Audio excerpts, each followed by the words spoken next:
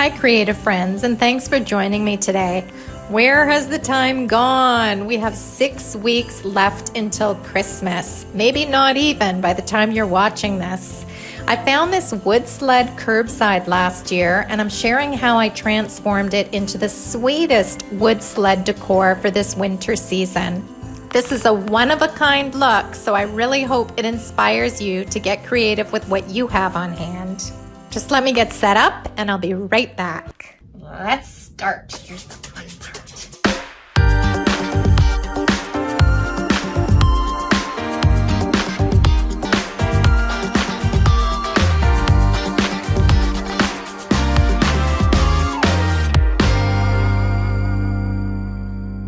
So here's the wood sled I started with that I found curbside last Christmas season. It was super cute, but it was missing one of the runners, and I'm guessing that's why they put it curbside, because you can't sled on it anymore. But that doesn't mean it has to go into the trash. Removing the runner was super easy. I just took my screwdriver and unscrewed the one rusted screw that was there. Then using a hammer, I loosened the galvanized, I guess they're like staples that were holding the rest of the runner in place. I loosened it up and knocked it right off. I removed the tape that whoever put it curbside actually taped it all up. Aren't Canadians sweet? We're so nice. They didn't want the garbage men to have the sharp edges. I'm guessing that's why it was all taped. So I ended up removing the tape and taking off the rest of the staples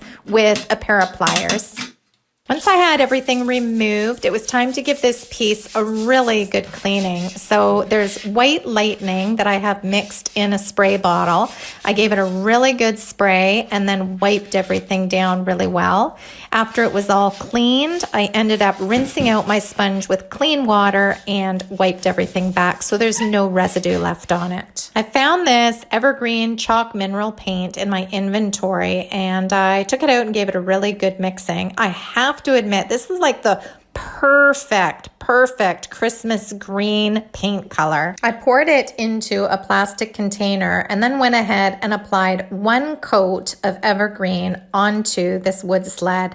I just ended up painting the wood slats, and I left the red slat in its original color. My vision for this wood sled was antique, vintage sort of patina, so it didn't need more than 1 coat of paint, and I wasn't overly particular about how I was painting it, because the more distressed it looks, the better.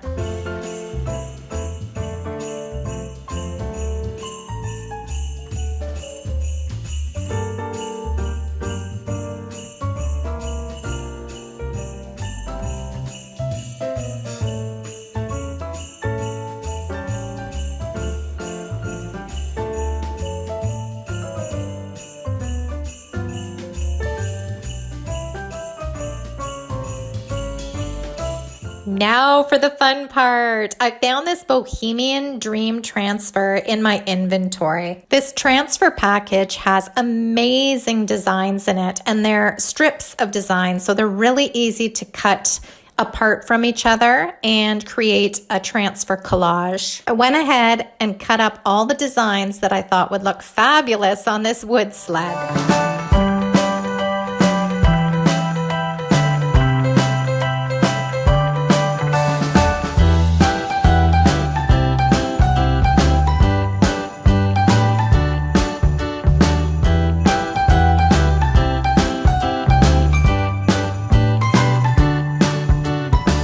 I cut these designs into strips, but I also cut the strips into separate portions as well.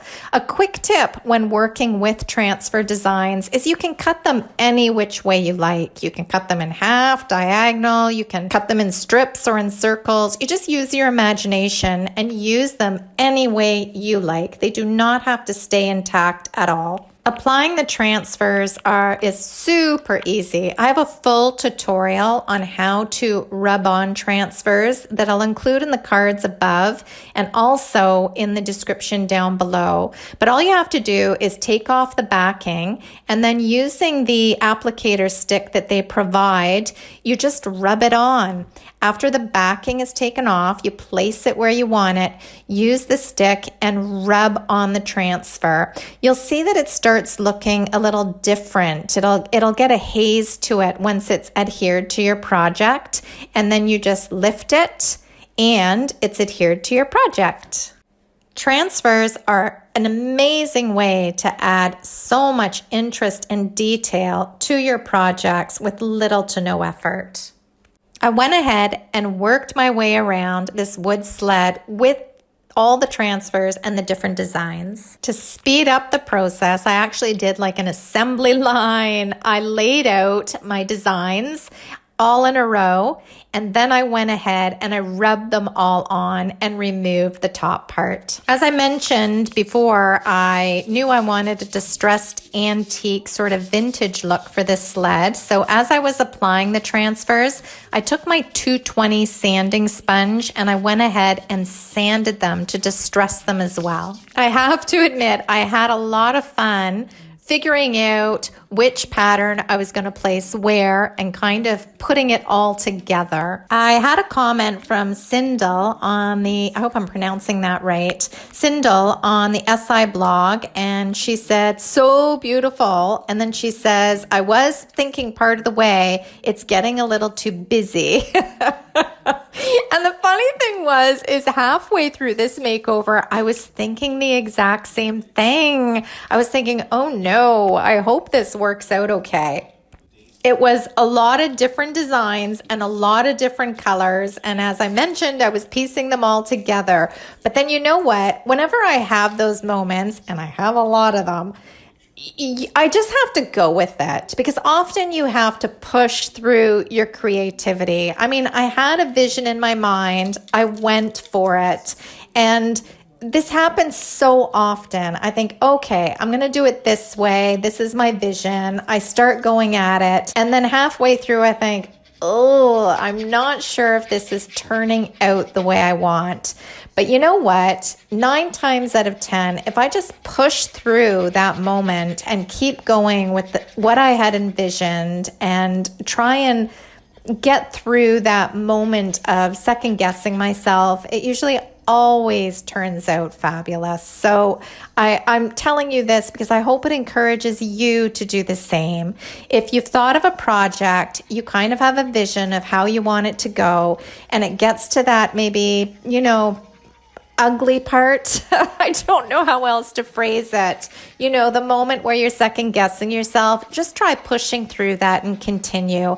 And as I mentioned, most of the time it works out beautifully. And as a side note, I just want to add, the few times that it has not worked out for me, it's been a fabulous learning experience. So you can't go wrong either way. So after applying all the transfers, I went back and I made sure to sand all of them and distress them. There were a few pieces that ended up sanding off, which was just fine. I was not looking for perfection because it looked more vintage that way. And I went ahead and sanded everything, and then to antique it, I busted out the brown wax.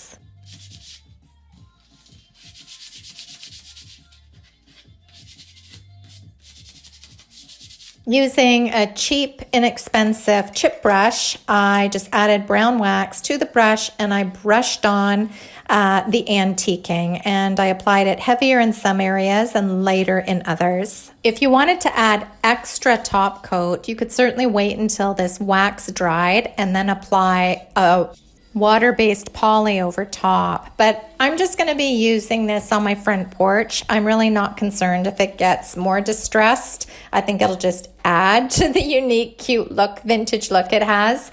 So I'm just leaving it waxed. So let's take a look at the before.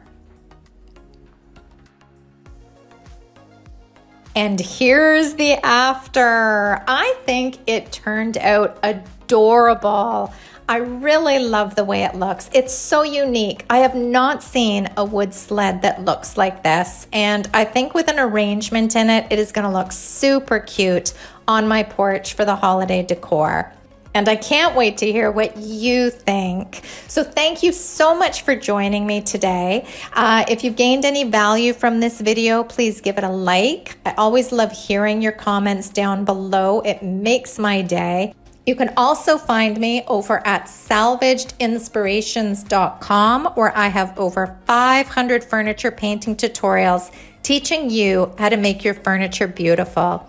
Until next time, have a fabulous week, and I'll see you again soon. Bye, guys.